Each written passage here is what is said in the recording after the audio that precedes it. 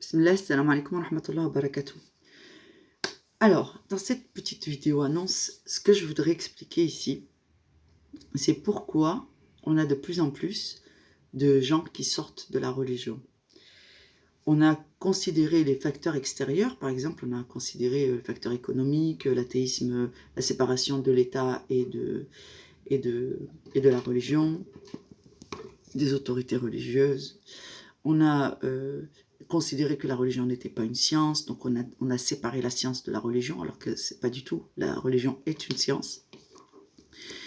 Et une science qui donne du sens à toutes les autres sciences en plus. Alhamdulillah. Donc ça, ce sont des facteurs. Mais le plus important de tous ces facteurs, que j'ai pas encore vraiment abordé, mais qui est tacite dans tout au long de l'écoute de mes vidéos, c'est qu'on a changé le sens des versets du Coran dans notre compréhension générale. Et tous ont changé le sens de la religion d'Allah. Donc, le Coran est toujours le même, la Sunna est la même, quoique il y a des innovations qui commencent à arriver, donc faites attention à bien vous assurer que ce que vous avez ne sont pas des innovations, des nouvelles éditions qui trompent la vérité, parce que ça, avec l'intelligence artificielle, ils vont commencer à nous parler. Ouais. Ça, c'est le plaisir d'avoir un chat. Ouais, alhamdoulilah. Bon.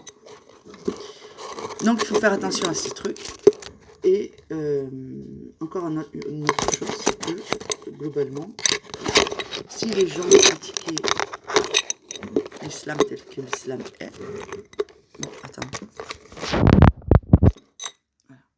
Si les gens pratiquaient l'islam pour ce qu'il est vraiment, avec le même texte, eh bien, les gens ne seraient pas désespérés au point de quitter l'islam au bout de 2 générations et les gens retournent à la mécréance. On aurait une ère de croyance, de gens croyants qui durerait presque un siècle et demi, par exemple. Mais nous, on est capable, au bout de 2 générations, ou de 80 ans, la 3e génération, elle est apostat. Donc c'est un problème de sens profond des choses.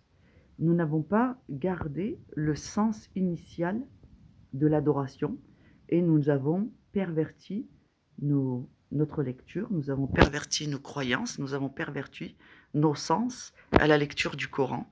Donc même les érudits parmi nous, c'est-à-dire chacun de nous a un niveau de connaissance, de maîtrise et de pratique, même les meilleurs d'entre nous, nous avons un sens erroné, peut-être pas sur tout, mais sur des parties importantes, comme par exemple notamment lorsque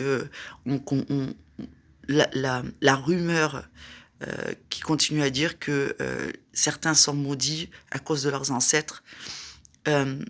C'est faux. Leurs ancêtres sont maudits et cette malédiction perdure. Qu'est-ce que ça veut dire? Ça veut dire que celui qui suit les pas de ses ancêtres rentre sous la malédiction de ses ancêtres. Mais celui qui est né des mêmes origines, admettons dans une famille 2 frères, un qui décide de ne pas suivre et de chercher la vraie vérité de Dieu, celui-là n'est pas maudit. Et son frère qui décide de suivre et de marcher sur les pas de ses ancêtres, qui eux sont maudits, celui-là, mais se met lui-même sous le coup de la malédiction concernant les actions que Dieu a maudit. Donc, vous voyez toutes ces nuances qui sont super importantes. Par exemple, une autre nuance qui fait beaucoup de... En fait, vous suivez des rumeurs sur l'islam, et on est tous tombés dans ce panneau un jour ou l'autre, mais vous suivez des rumeurs sur l'islam, mais vous ne suivez pas l'islam. Je vous donne un autre exemple. La question du voile avec laquelle ils essayent de nous culpabiliser pour nous soumettre. Ici, la soumission réside dans le fait de croire au mensonge qui dit que si un de tes manquements est le voile, eh bien, tu es maudit ou tu vas sortir définitivement de la miséricorde d'Allah. Ceci est un mensonge. De la même façon que celui qui te dira que le voile n'est pas obligatoire, celui-là, il t'a menti. Donc, alors qu'est-ce que c'est? Il faut le mettre ou il ne faut pas le mettre? Alors, objectivement, Allah vous dit, mettez-le, c'est mieux pour vous. D'autre part, il dit, celui qui fait des efforts dans la voie d'Allah, celui-là est mon serviteur. C'est-à-dire que le manquement au voile ne fait pas de toi un apostat, mais Allah va prendre en compte ton contexte et dire, eh ben oui, dans ce contexte, mon serviteur, il fait de son mieux, il a appris le Coran, il fait ci, il fait ça, il fait ci, il fait ça, il progresse dans la voie qui va le mener vers la prise de conscience que le voile, c'est un élément très important dans l'obéissance. Mais pour l'instant, tu ne seras pas jugé ou damné sous prétexte que tu n'as pas vu l'intérêt du voile, parce que c'est un chemin spirituel que tu as emprunté, et en cela, tu es le serviteur d'Allah. Donc, parmi les crimes, par exemple, celui qui boit est maudit, celui qui... Ça empêche de faire des affirmations comme ça. C'est un commandement. Il y a une malédiction sur les gens qui s'enivrent, mais cette malédiction concerne ceux qui ne cherchent pas à en sortir. Ça veut dire qu'il y a des conséquences des mauvaises actions, le châtiment des mauvaises actions de ceux qui s'enivrent. Ça, c'est vrai. Que vous soyez musulman, que vous ne soyez pas musulman, ou chrétien ou juif, si vous vous enivrez, vous aurez les conséquences de vos mauvaises actions. C'est-à-dire que vous allez vers le mauvais comportement, l'animosité, le rejet de vos proches, la rupture des liens de parenté et toutes les calamités qui vont avec. Mais aussi l'addiction. La malédiction, elle existe. C'est-à-dire que si vous prenez cette voie, vous allez vous mettre sous le coup de cette malédiction et de ce châtiment. Mais ceux qui y sont déjà et qui voudraient revenir à la voie de la sobriété, est-ce qu'ils doivent considérer que de toute façon ils sont maudits, ou est-ce qu'ils doivent considérer que la porte du repentir leur est ouverte? Considérez que, certes, actuellement vous êtes sous une malédiction, mais que cette malédiction n'est pas définitive. À partir du moment où vous cessez ce comportement, vous revenez à un comportement de décence et de piété, et qui est une obéissance. Ce qu'il y a, c'est que si Allah vous dit qu'il y a un mauvais comportement dans cela, donc vous devez le délaisser. Et les gens confondent la damnation et la malédiction. Les gens qui sont maudits, parce qu'ils font des choses qui vont leur apporter des choses mauvaises, d'accord? Les maudits. C'est-à-dire, on vous dit que quand vous faites ça, il va vous arriver malheur. Et ce malheur, c'est Allah qui l'a inscrit. Donc, quand vous faites ceci, il vous arrive un malheur. Ok? C'est ça, maudit. Mais c'est très grave, parce que derrière cette malédiction, si c'est une loi, c'est qu'il y a une désobéissance. C'est-à-dire qu'on vous a donné une connaissance. Là où il y a une connaissance, et qu'on ignore cette connaissance, il y a une désobéissance, et donc, comme il y a un crime avéré, eh bien, il y a un mal associé à cette désobéissance qui est un châtiment. Et c'est une petite part du châtiment. Et vous êtes avertis de cela. Et cherchez, je n'invente rien, tout ceci est dans le Coran, alhamdoulilah, et dans la Sunna. Donc, cette mauvaise compréhension globale de ce qu'est le règne de Dieu et comment ça opère, entraîne les gens à dire des mensonges et à faire des affirmations qui sont grossières. Quand Allah dit « faites le rappel là où il est utile », il ne vous dit pas « dis à quelqu'un qui boit, t'es maudit ». Il vous dit « dis à quelqu'un qui boit, si tu cessais de boire, cela serait mieux pour toi, et si tu obéissais à Allah et à son messager, ceci est préférable pour toi ». Et cette façon de faire le rappel est la meilleure qui soit pour vous. Parce que vous, elle est aussi pour vous un serment d'allégeance et une obéissance à Allah. Quand les gens commenceront à faire leur rappel comme ça, et à considérer ce que je suis en train de vous dire, que la lecture du Coran mérite d'être revue par nous, parce que c'est le peuple qui compte. Allah a choisi des gens pour être gardiens de ceci, gardiens de cela. Mais à la base, c'est pour nous. Donc moi, je vous donne à vous, et je vous dis à vous, voilà ce que je comprends de l'islam, et voilà comment on arrive à avoir des ruqya qui fonctionnent, et voilà comment on arrive à comprendre pourquoi il y a des choses qui semblent être contradictoires et qui ne le sont pas. Quand là, il dit les juifs sont maudits, ne veulent pas croire, et ainsi de suite. Un tel, ceux que tu avertis sont maudits, ne veulent pas croire, et ainsi de suite. Dit, si ils acceptaient de reconnaître la vérité et qu'ils croyaient, cela serait meilleur pour eux. Ça veut dire quoi? Ça veut dire qu'ils ont un libre arbitre, qu'on a la possibilité d'observer, qu'ils ont le choix. Et on leur laisse le choix. Et ensuite, c'est Allah qui va décider de quel type de châtiment, de la rapidité à laquelle le châtiment va venir, et il vous donne des ordres précis. On vous dit, une fois que vous avez fait le rappel, s'ils ne veulent pas changer, écarte-toi d'eux quelque temps. mais ne rompez pas les liens de parenté. C'est-à-dire que de temps en temps, tu dois aller rendre visite et voir sa situation tout en restant assez à l'écart pour te prémunir des calamités qu'il est devenu et qu'il ou elle va commettre. Donc, tenez-vous à l'écart pour être assez loin des calamités, c'est-à-dire comme si ça pouvait... les gens, parce que par le mauvais comportement, ils t'atteignent. Et restez, ne rompez pas les liens de parenté parce que c'est très important que la personne se sente soutenue, qu'elle se dise j'ai des choses à perdre, j'ai une famille à perdre, j'ai pas envie de perdre ma famille, il faut que je fasse un effort. Il y a peu de gens qui comptent sur moi, mais il y a encore des gens qui tiennent à moi, ça se voit, et que la personne elle ait au moins des choses à se dire de positif dans sa volonté de changer et qu'elle puisse trouver un interlocuteur le jour où elle a des difficultés ou qu'elle décide vraiment de changer.